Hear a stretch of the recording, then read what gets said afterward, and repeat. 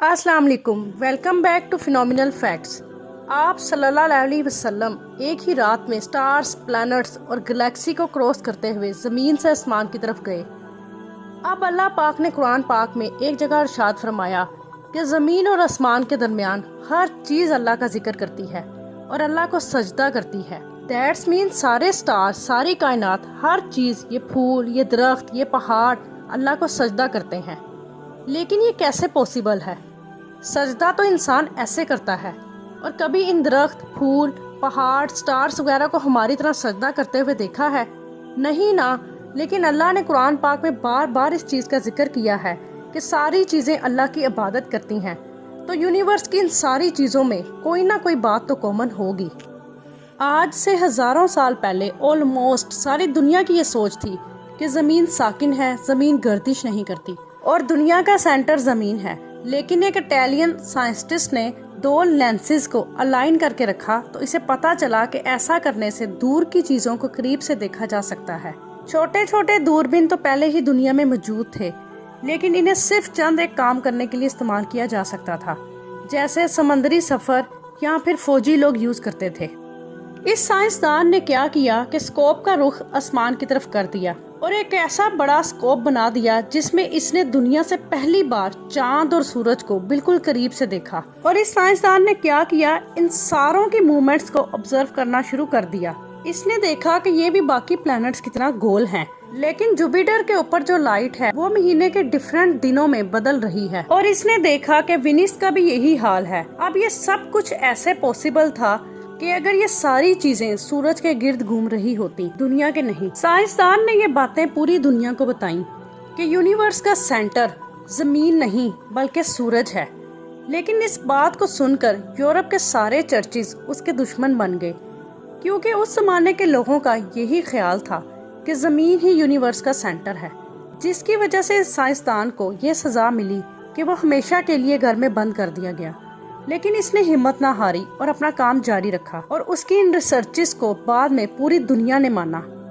इस साइंसदान के मरने के बाद पोप ने, ना सिर्फ पोप ने बल्कि उन लोगों ने जिन्होंने इसे सजा दी थी, इससे माफी मांगी और माना कि हम गलत थे और आप सही थे। आहिस्ता आहिस्ता हमें पता चला कि जमीन यूनिवर्स का सेंटर नहीं है, बल्कि ये सूरज के गिर्द घूमती है। और सूरज भी कोई इतनी बड़ी चीज नहीं है, बल्कि सूरज तो इसके जैसे अरबों खरबों स्टार्स की तरह मिल्की वे गैलेक्सी का एक छोटा सा हिस्सा है। और ये मिल्की वे गैलेक्सी अरबों स्टार से भरी हुई है और ये सारे स्टार्स एक ही सर्कल में घूम रहे हैं। हम तो सूरज के गिर्द घूम रहे हैं और सूरज जैसे अरबों खरबों स्टार्स किसके गिर्द घूम रहे हैं? इन सारे स्टार्स, प्लैनेट्स और गैलेक्सी में एक चीज कॉमन है कि इस पूरे यूनिवर्स में हर चीज किसी न किसी दूसरे ऑब्जेक्ट के गिर्द घूम रही है। और जब हमारे नबी सल्लल्लाहु अलैहि वसल्लम भी आसमानों की तरफ गए, उन्होंने बैतुल मामूर में फरिश्तों को नमाज पढ़ते नहीं देखा, बल्कि फरिश्ते भी किसी चीज के गिर्द घूम रहे थे। लेकिन घूमने का इबादत से क्या ताल्लुक है? अल्लाह ने तो कहा है कि सारी चीजें इबादत करती हैं। अल्लाह ने ये बात किस सूरत में की है? अल्लाह ने ये बात सूरह हज में की है। हज के लिए मुसलमान पूरी दुनिया से इस्लाम की सबसे मुक़द्दस जगह काबा के पास जाते हैं और वहाँ इसके गिर्द घूमते हैं। अब ये सर्कल करने का क्या मतलब है? जब मुसलमान काबा के गिर्द घूमता है तो वह अकेला नहीं घूम रहा होता, बल्कि चांद, प्लैनेट, स्टार्स, गैलेक्सी सारों के साथ एक ही इबादत में शामिल हो जाता है। तो ये सारी चीजें हमारी तरह इबादत नहीं करती, बल्कि हम मक्का जाकर इन सारी चीजों की तरह इबादत करते हैं। लेकिन इस आयत में तो लिखा है कि ये सारी चीजें अल्लाह को सजदा करती हैं।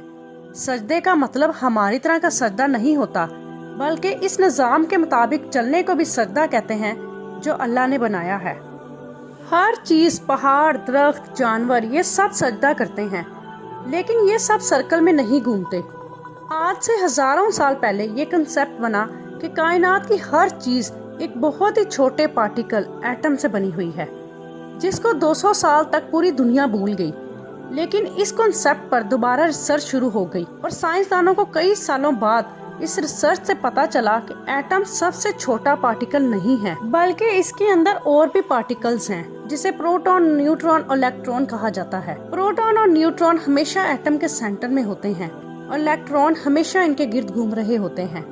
ऑलमोस्ट इसी तरह जिस तरह प्लैनेट सूरज के गिर्द घूमते हैं, और स्टार्स ब्लैक होल के गिर्द घूमते हैं, जिसका मतलब है कि कायनात की हर चीज चाहते या ना चाहते हुए किसी न किसी चीज का तवाफ कर रही है।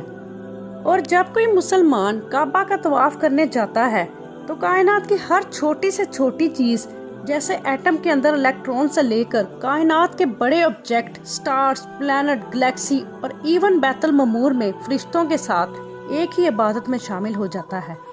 हो सकता है कि इसीलिए इस्लाम में तवाफ करना सबसे बड़ी इबादत है। और जब सूरह हज में अल्लाह ने फरमाया कि ये सारी चीजें मेरी इबादत करती हैं और ये हमारी तरह इबादत नहीं करती बल्कि हम इनकी तरह इबादत करते हैं, लेकिन सबसे अहम बात, इन सारी चीजों का तवाफ करने का एक फिक्स टाइम है और जैसे ही ये टाइम पूरा होगा तब हर शख्स मालूम कर लेगा कि वो अपने साथ क्या लेकर आया है।